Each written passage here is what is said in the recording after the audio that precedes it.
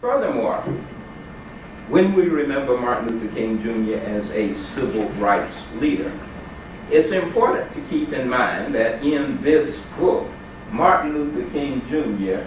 resisted the label civil rights leader.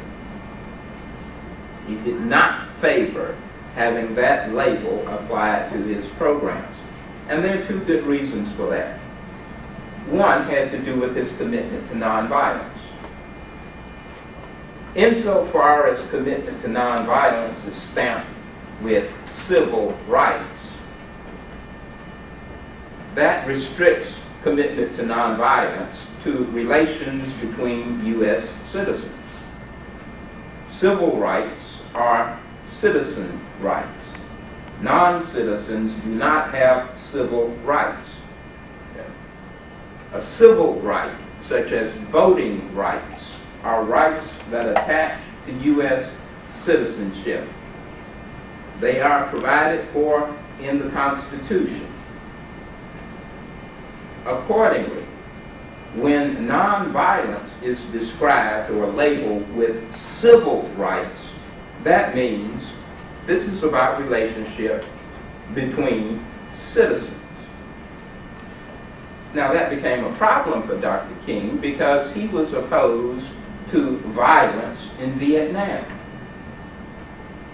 And when he spoke against war in Vietnam, his friends and his enemies joined together and said to him, Dr. King, this is not a civil rights issue. And they were right. Therefore, as a civil rights leader, you should not address this issue. And Martin Luther King responded by saying, okay, then I am not a civil rights leader. And he sought to go beyond civil rights and address international relations. Okay? This is human rights instead of just civil rights. So, King was deeply involved in the struggle to convince us to be nonviolent as a nation, not just nonviolent in terms of black citizens and white citizens relating to each other. There's another reason that King resisted the label civil rights. And that is because, again, civil rights are constitutionally defined rights that attach to U.S. citizenship, such as voting rights. But access to money is not a civil right. That's not provided for in the Constitution. The Constitution protects my right to vote, but it says nothing about my access to money. If my political voting rights are threatened, then I can appeal to the Constitution for relief. That is a civil right that comes with being a U.S. citizen. If my financial circumstances are such that I am starving or can't get decent health care because I can't pay it, then appeal to civil rights do not protect me. And since King was seriously concerned with the abolition of poverty, and since that's not a civil rights issue, King felt that the label civil rights was boxing him in ways that he did not care to be boxed in. And so he tried to punch his way out of that box by saying, this is not a civil rights program. The abolition of poverty is not a civil rights program. But it ought to be. And so he prescribed that we amend the U.S. Constitution. He prescribed that we develop a social and economic Bill of Rights to supplement the political Bill of Rights that we already have. Economic rights are not presently understood to be civil rights, and therefore, since King was interested in economic rights, particularly in abolishing poverty, this went beyond civil rights. Moreover, when King spoke of abolishing poverty, he wasn't just talking about abolishing poverty among U.S. citizens. He has a whole chapter titled The World House. And King was concerned with abolishing poverty globally.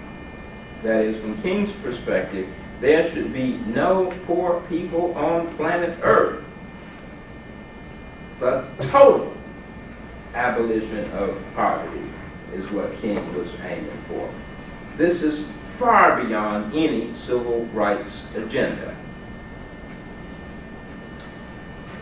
Now, like the idea of abolishing slavery, and like the idea of abolishing segregation, the idea of abolishing poverty is regarded as impossible. And those of us who remember King primarily as a civil rights leader are remembering him in ways that draw attention away from his concern with abolishing poverty. And that's why King resisted that label.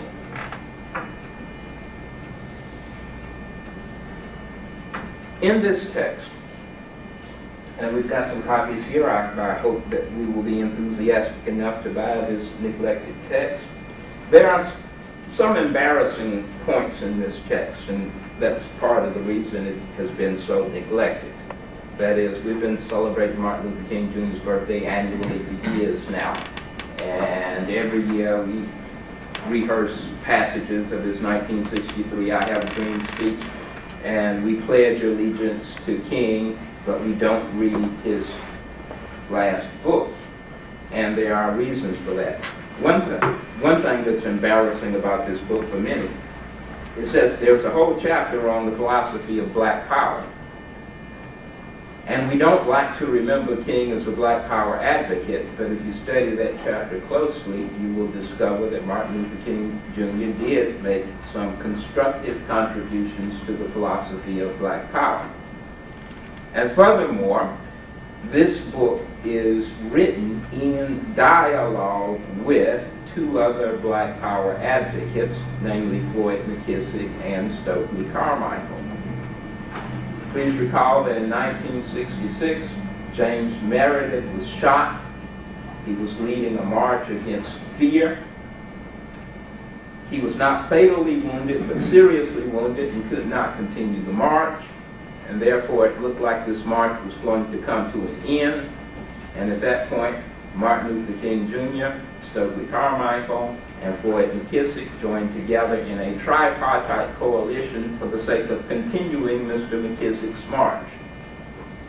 Floyd McKissick was representing CORE, the Congregation, the Congress on Racial Equality, Stokely Carmichael, SNCC, the Student Nonviolent Coordinating Committee, and King, the Southern Christian Leadership Conference. And under that tripartite effort, they continued this march.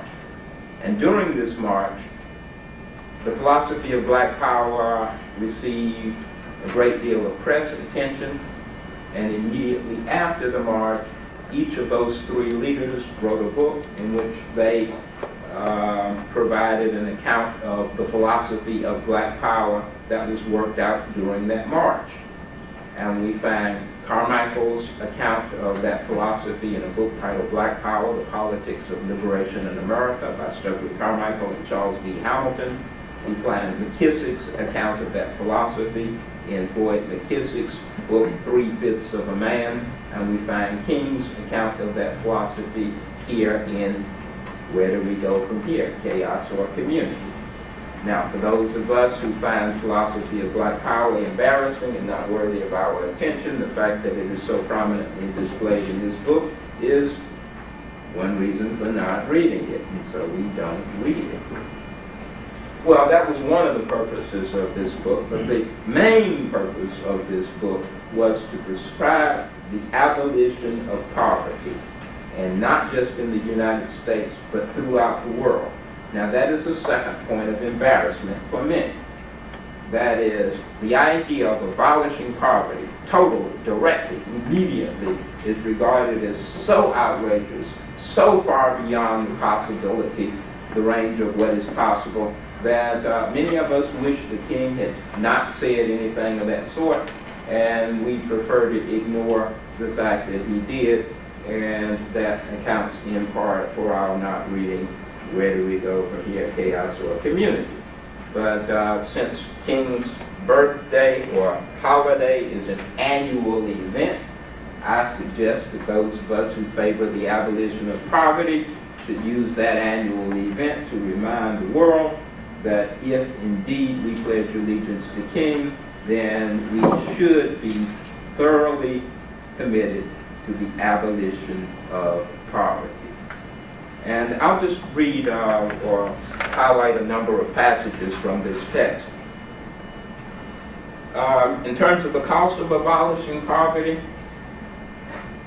King spoke in terms of many billions of dollars. And that was back during the days when people had the purpose to say billion. You know, they go billion, because they weren't used to speaking in terms of billions.